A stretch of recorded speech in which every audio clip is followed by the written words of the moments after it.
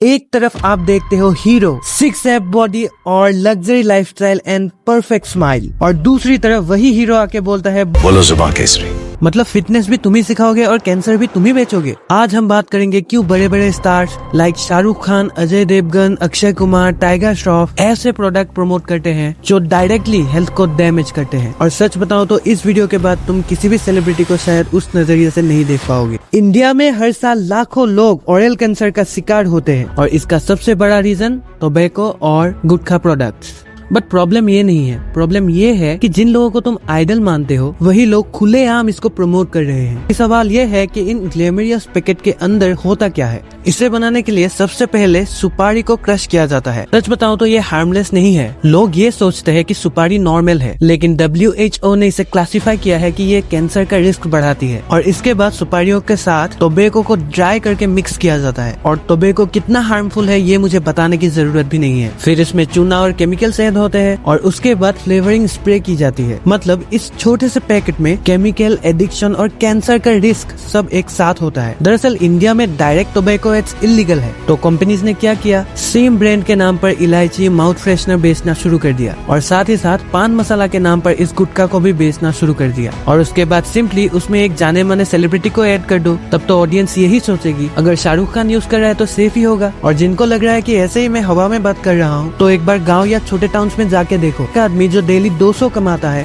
वो 3-4 गुटखा ऐसे ही चबा के फेंक देता है, क्योंकि उसने टीवी में अपने फेवरेट हीरो को देखा है। एक कंस्ट्रक्शन वर्क में काम करने वाले अंकल से मैंने खुद एक बार पूछ ही लिया कि अंकल आप इतना गुटखा क्यों खाते हो, तो बोलते हैं गुटखा खा के काम करने से काम नहीं लगता। तो अब असली सवाल ये है कि आखिर सेलिब्रिटीज ऐसा करते क्यों है। इसका सिंपल आंसर है पैसा। रिपोर्ट्स के अकॉर्डिंग सेलिब्रिटीज को एक एड के लिए 5 से 20 करोड़ तक मिलते हैं और कुछ डील्स तो 100 करोड़ तक के होते हैं। तो सोचो, एक 10 सेकंड का एड और 100 करोड़ रुपए, मतलब तुम और मैं 100 जन्म भी काम करें ना तो शायद ही ये कमा पाएंगे। पर यह एक मॉरल क्वेश्चन उठता है, अगर कल को किसी बच्चे को कैंसर होता है और उसने आपको देख के वो शुरू किया हो, तो फिर तो आप रेस्पॉन्सिबल हुए ना। और सबसे इंटरेस्टिंग पार्ट ये है कि कुछ सेलिब्रिटीज को बैकलैश भी मिला है। फॉर एग्जाम्पल, अक्षय कुमार ने जब पहली बार पान मसाला का एड किया तब फैंस ने उन्हें इतना क्रिटिसाइज किया कि उन्हें पब्लिक अपॉलॉजी लेनी पड़ी। उन्होंने बोला कि मैं ऐसे एंडोर्समेंट नहीं करूंगा। बट कई ऑफर्स आते हैं, मैं आपको बताऊं, मुझे कई बड़े बड़े गुटखा कंपनी के ऑफर्स आते हैं कि करो, और अनगिनत सुनने वाले अमाउंट देने को तैयार होते हैं, लेकिन बात उसकी नहीं है।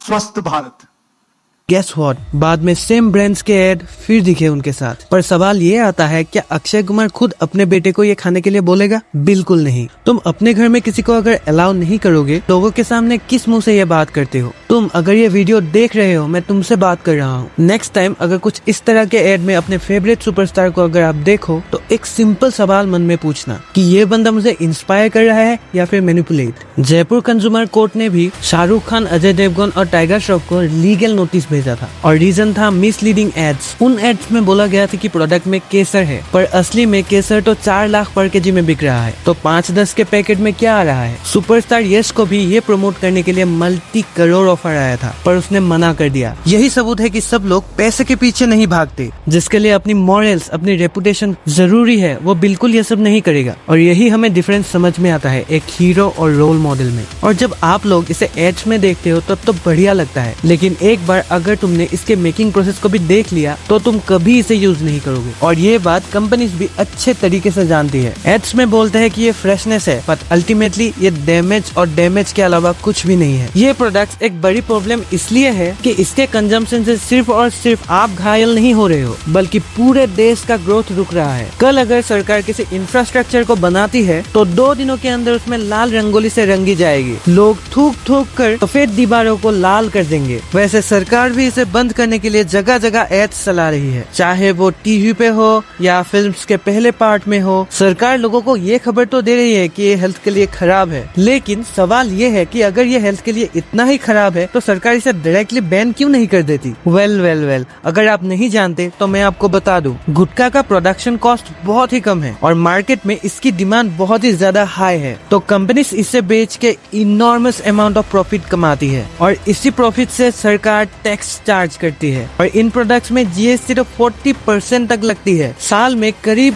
53,750 करोड़ रुपए सरकार इन प्रोडक्ट्स से कमाती है। ठीक है, मान लिया अगर इन सब के बावजूद भी सरकार इसे बैन कर देती है तो इसकी डिमांड तो मार्केट में और ज्यादा बढ़ जाएगी और इसीलिए ब्लैक मार्केट्स में इसकी सेल और ज्यादा बढ़ने लगेगी, क्योंकि पब्लिक तो इस चीज को ज्यादा दामों में भी खरीदने के लिए भी तैयार है। तो फाइनली मैं यही कहना चाहूंगा कि गुटखा के एड्स में दिखने वाले सेलिब्रिटीज, सरकार और कंपनीज तो रेस्पॉन्सिबल है ही है, लेकिन उससे भी ज्यादा रेस्पॉन्सिबल है ये पब्लिक जो कि इसे कंज्यूम करती है। स्क्रीन पर जब शाहरुख खान, अजय देवगन और टाइगर श्रॉफ जैसे सेलेब्स हंसते हुए एक पैकेट को प्रमोट करते हैं तो वो सिर्फ एक एड नहीं होता, वो एक इन्फ्लुएंस होता है और एक सिग्नल होता है कि ये नॉर्मल है। लेकिन असली कहानी स्क्रीन के पीछे हो रही होती है, हॉस्पिटल्स के बेड में, और बहुत सारी फैमिलीज जो कि सिर्फ एक गलती की वजह से सब कुछ खो देते हैं। सेलिब्रिटीज अपना काम कर रहे हैं और कंपनीज अपना प्रॉफिट बना रही है, पर तुम क्या कर रहे हो? इसीलिए अगली बार अगर तुम किसी भी सेलेब को ये बोलते हुए देखते हो कि बोलो जुबा केसरी, तो तुम बोलो ले मेरी।